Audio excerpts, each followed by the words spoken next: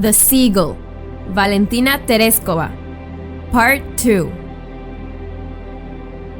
Valentina was 24 years old when Russia sent the first man, Yuri Gagarin, into outer space. As she looked at the pictures of the Star Voyager, or cosmonaut as he was known, Valentina felt proud. She thought about how thrilling it must be to fly into outer space, where no one had ever gone before, where you were all alone and weightless. She looked at the stars and dreamed again. To be a cosmonaut, she supposed, you would have to be in the military and study many years at a university, and be a man. Still, she dreamed of flying to the stars.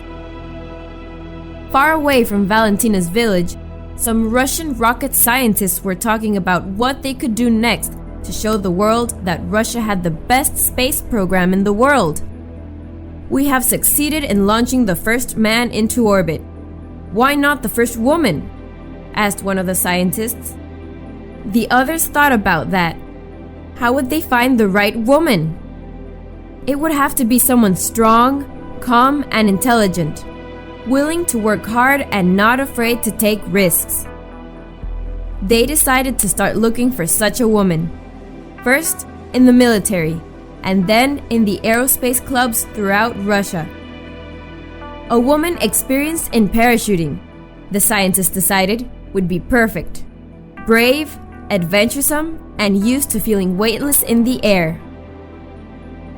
They sent notices to the aerospace clubs and more than 400 women answered. One of them was Valetina Tereshkova. Valentina could hardly believe it. Here was a chance to make her dream come true.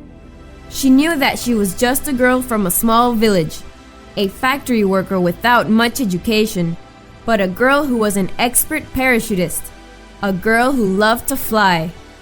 And she decided that, no matter how hard she had to work, she would never give up until she had done her best. Soon, she was in training, along with many other girls. It was not easy. There were many physical tests, such as seeing how long you could go without sleeping, how much heat or cold you could withstand, or whether being weightless made you sick.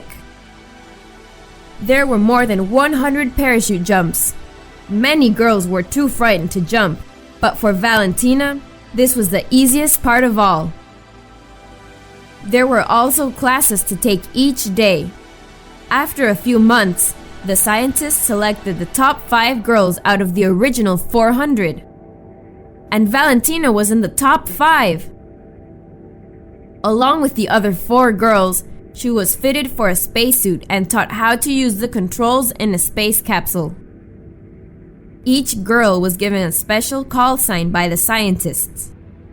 Valentina's was Chaika, which means seagull in Russian, and she loved the name. She thought of a seagull, strong, free, gliding and soaring through the air. Yes, she thought, that is me. I am strong and I can make my dream come true. And on June 16, 1963, she did. Chosen as the best of all who had trained together, Valentina Tereshkova, 26 years old, flew into orbit. The very first woman to fly into outer space. After circling Earth for 3 days, 48 orbits, her capsule floated gently back down under its parachute, and Valentina Tereshkova became the most famous woman in Russia.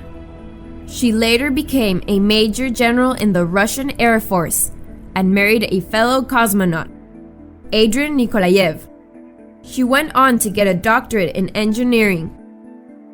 Valentina is still known as a hero in Russia. She was asked to be one of the 2008 Olympic torchbearers for her country at age 71. Recently, Valentina was invited to a party by the Russian President Vladimir Putin. While there, she was asked what she would wish for, if she had one wish. "I wish to fly to Mars," said Valentina Tereshkova. "How wonderful that would be." and for a moment, looking into her eyes, you could see the sparkle and determination of the little girl who once dreamed of flying among the stars, and who made that dream come true.